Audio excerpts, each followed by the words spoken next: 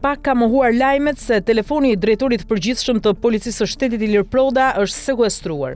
Në përgjigje të pyetjes Media, SPAK thekson se Byroja Kombëtare e Hetimit nuk ka kryer një veprim të tillë. Muaj më parë u raportua se disa drejtues policie mund të kenë shpërndar informacione sekrete për operacione, duke përfshirë edhe drejtorin e atëhershëm të Policisë së Elbasanit. Nga 33 urdhra arrestet miratuara nga SPAK u ekzekutuan vetëm 13, ndërsa disa shtetas janë ende në arrati.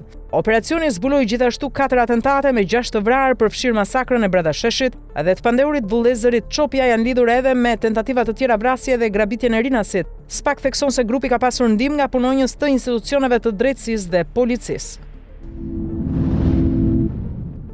Në gjykatën e posaçme po zhvillohet seanca e radhës për atentatin ndaj ish-prokurorit Arjan Doja, ngjarje e ndodhur më 1 nëntor 2019. Në këtë seancë SPAK paraqiti provat shkresore për 2 të pandehurit, Flauren Dervishaj dhe Julian Meçaj, ndërsa prokurori i çështjes Adnan Xholi paraqiti 67 fashikuj me të dhëna që konsiderohen sekret hetimor.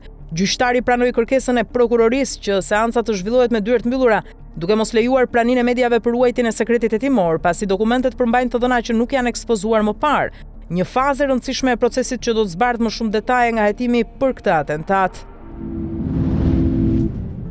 Forcat e policisë e Emirateve të Bashkuara Arabe kapën një bos shqiptar droge, i arratisur që nga viti 2019 dhe i dënuar me 8 vjet e 7 muaj burg në Itali për trafikun ndërkombëtar të drogës. Operacioni u realizua fal bashkëpunimit ndërkombëtar, duke përfshirë Prokurorinë e Venecia, Skuadrën Mobile italiane dhe Interpolin. Hetimet zbuluan se i arratisuri drejtonte një rrjet që importonte kokainë dhe marijuanë nga Hollanda dhe Shqipëria, duke shpërndar drogën në qytetet të Venetos. Pika kyçe e arrestimit erdhi nga lëvizja e gruas së tij gjatë pushimeve të Krishtlindjes, gjurmuar nga autoritetet deri në Dubai, ku edhe u finalizua ndalimi. Ky arrestim tregon koordinimin efektiv ndërkombëtar dhe përfundimin e një prej arratisjeve më të gjata të një trafikanti shqiptar. Shërbimi i kontrollit të brendshëm në sistemin e burgjeve ka finalizuar një operacion të rëndësishëm kundër veprimtarisë kriminale brenda burgut të Elbasanit. 3 persona janë vënë pranga, një punonjës policie, një i paraburgosur dhe një grua familjare e këtij të fundit. Hetimet disa mujore zbuluan një skem të mirë organizuar për futjen e lëndëve narkotike në ambientet e paraburgimit me qëllim përfitimin financiar. Sipas burimeve zyrtare, përfshirja e punonjësit të policisë lehtësonte transportin e substancave në bashkëpunim me paraburgosurin dhe familjaren e tij. Operacioni u ekzekutua më 22 janar në drejtimin e prokurorisë pranë gjykatës së shkallës së parë të jurisdiksionit përgjithshëm Elbasan, bazuar në vendimin e datës 19 dhjetor 2025. SHKBB përdori metoda speciale hetimore, duke siguruar prova të qarta për veprimtarinë kriminale. Ministria e Drejtësisë dhe SHKBB konfirmojnë zero tolerancë ndaj krimit dhe korrupsionit në burgje dhe bëjnë thirrje për qytetarët që të denoncojnë çdo shkelje. Hetimet vijojnë për zbardhjen e plotë të skemës dhe identifikimin e çdo bashkëpunëtori tjetër të përfshirë. Prokuroria e Fierit ka dërguar në gjyq Klotilda Kolën, 60 vjeçe, e cila për më shumë se 7 vjet mashtronte qytetarët duke u prezantuar si avokate pa licencë dhe pa zyrë avokatie. Sipas hetimeve, Kola merrte para duke premtuar për shpejtimin e çështjeve ligjore, përfshirë regjistrime prone, çështje pensioni dhe përfaqësim në procese gjyqësore, por shërbimet nuk kryeshin kurrë. Të mashtruar rezultuan 8 qytetarë, kryesisht nga Lushnja e Fieri. Gjithashtu hetimi zbuloi se e pandehura nuk ishte deklaruar të ardhurat nga aktiviteti i paligjshëm, duke kryer veprime të dukshme si përfaqësim ligjor pa status aktiv si avokate. Prokuroria konfirmon angazhimin për të vënë para përgjegjësisë ligjore personat që prekin pasuritë dhe të drejtat ekonomike të qytetarëve. Gjykata e Tiranës ka caktuar arrest me burg për 3 të dyshuarit për vrasjen e 57 vjeçarit Petrit Ndou, ngjarje që ndodhi në fshatin Brushnesh për shkak të një konflikti në rrugë. I dyshuari kryesor Andi Vokri akuzohet se e goditi viktimën me çekiç, por në dëshminë e tij ka mohuar përdorimin e mjetit duke thënë se nuk e kishte me vete. Në pranga kanë rënë edhe 2 persona të tjerë, Lorenz Goga 26 vjeç dhe Fation Kulla 23 vjeç, shok të Vokrit, të akuzuar për mos kallëzim krimi. Ata deklarojnë se kanë qenë prezent gjatë konfliktit, por nuk kanë parë që të përdorej çekiçi. Ekzistojnë edhe dëshmi nga 2 të rinj të tjerë që pohuan se pan debatin, por nuk e konfirmuan përdorimin e çekiçit. Monstrat e tyre janë dërguar për ekspertim për të përcaktuar nëse kanë qenë në efektin e alkoolit ose narkotikëve gjatë ngjarjes. Policia shqiptare arreston një 45 vjeçar të shpallur në kërkim ndërkombëtar. Ardi Sufi akuzohet nga autoritetet spanjolle për vjedhje me armë dhe pjesëmarrje në grup kriminal. Ai u kap teksa lëvizte me një automjet tip Benz me leje drejtimi të dyshuar të falsifikuar pranë rreth rrotullimit të shëngjinit. Operacioni i koduar Aksi përfundoi me sukses, ndërsa materialet ju referuan prokurorisë së Lezhës për ekstradim drejt Spanjës. Policia sekuestroi automjetin dhe dokumentet e falsifikuara si prova materiale. Policia greke ka arrestuar dy vëllezërit Blerim dhe Besmir Buçi, përkatësisht 41 dhe 32 vjeç, të dyshuar për shpërthimin me eksploziv në diskotekën JO më 7 tetor 2025 në Greqi.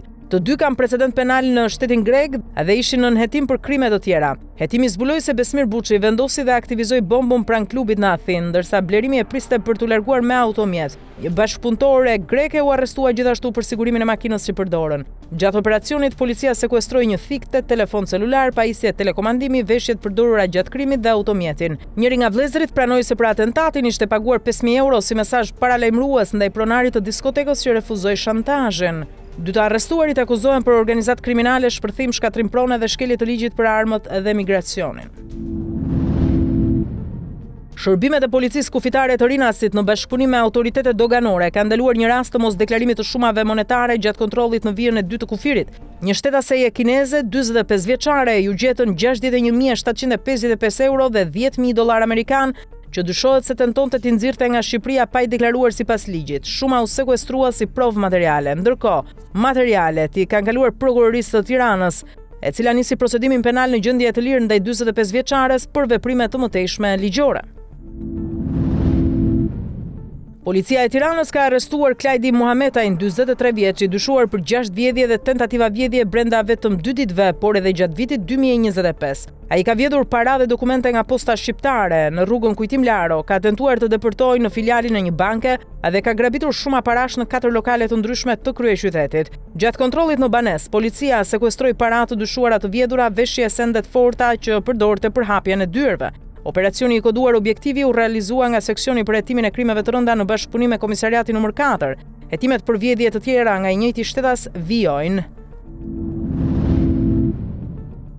Një ngjarje e rëndë ka ndodhur në autostradën Saluzzo-Barge në kilometrin e 53 të saj, ku Claudio Gjoka, 20 vjeç, nga Lezhë, ka humbur jetën pas një përplasje të fuqishme mes një kamioni dhe automjetit të tij tip Audi. Shërbimet e emergjencës dhe karabinierët ndërhyn menjëherë ndërsa zjarrfiksit nxorën trupin e të riut nga automjeti. Përpjekjet për të shpëtuar jetën e tij rezultuan fatkeqësisht të pasuksesshme. Ngjarja tragjike tronditi komunitetin shqiptar në Itali. Një shqiptar është dënuar me 10 vjet burg në Mbretërinë e Bashkuar pasi u gjet fajtor për drejtimin e një rrjeti kriminal për trafikimin e emigrantëve shqiptar dhe shpërndarjen e drogës. Ibrahim Sollaku, 33 vjeç, pranoi se në nëntor 2025 kishte organizuar transportin e 5 emigrantëve nga Belgjika në Britaninë e Madhe, duke përdorur shofer taksie dhe kamion për të kaluar kanalin e La Manche. Në operacionin policor u arrestua shoferi dhe emigrantët në Bryzh, ndërsa Sollaku u kap në Mbretërinë e Bashkuar. Gjatë kontrollit të shtëpisë së tij u gjetën 105 gram kokainë të mbështjell dhe 36 gram të tjera në 94 tuba plastik, si edhe shënime e para që lidheshin me trafikun e drogës. Prokuroria britanike theksoi se Sollaku kishte luajtur një rol kryesor në këtë rrjet kriminal ndërkombëtar, ndërsa drejtori i krimit organizuar e përshkroi si një kriminal të mirë organizuar, i pakujdesshëm ndaj dëmeve që shkakton për të fituar. Ky rast pasqyron bashkëpunimin e suksesshëm mes policive të Mbretërisë së Bashkuar dhe Belgjikës për goditjen e krimit organizuar. Moderatorja e njohur holandeze Sylvie Meis u bë viktime një vjedhje luksoze gjatë pushimeve të saj në verën e vitit 2023. Hajdutët hyn me forcë në apartamentin e saj në Hamburg dhe vodhën 22 çanta luksoze Hermes, 4 Chanel dhe bijuteri të tjera me vlerë totale rreth 530.000 euro. Njëri nga dy autorët është identifikuar një shtetas shqiptar me iniciale MU, i cili paraqiti rrëfimin e tij në ditën e parë të gjyqit më 22 janar, duke pranuar pjesëmarrjen dhe shprehjen e pendesës. Ai deklaroi se kishte marrë 15.000 euro për këtë veprim dhe se nuk ishte iniciatori i vjedhjes. Shqiptari tha se vendimi ishte ndikuar nga problemet financiare dhe shëndetësore të familjes së tij. Hetimet zbuluan se hajdutët depërtuan në apartament përmes një ndërtese fqinje dhe një dritareje të pazbuluar nga sistemi alarmit. Moderatorja nuk ishte e pranishme në gjyq dhe nuk u thirr si dëshmitare pasi ishte me pushime në Ibiza.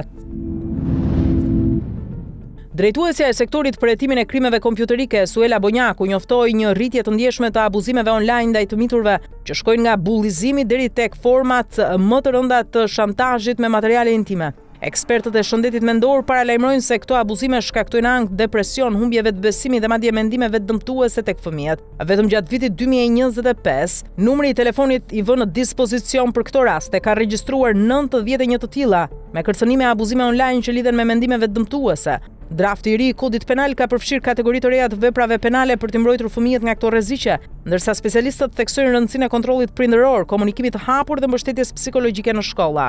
Një mesazh i qartë, ruajtja e sigurisë së fëmijëve në internet është përgjegjësi e të gjithëve, familjes, shkollës dhe shoqërisë.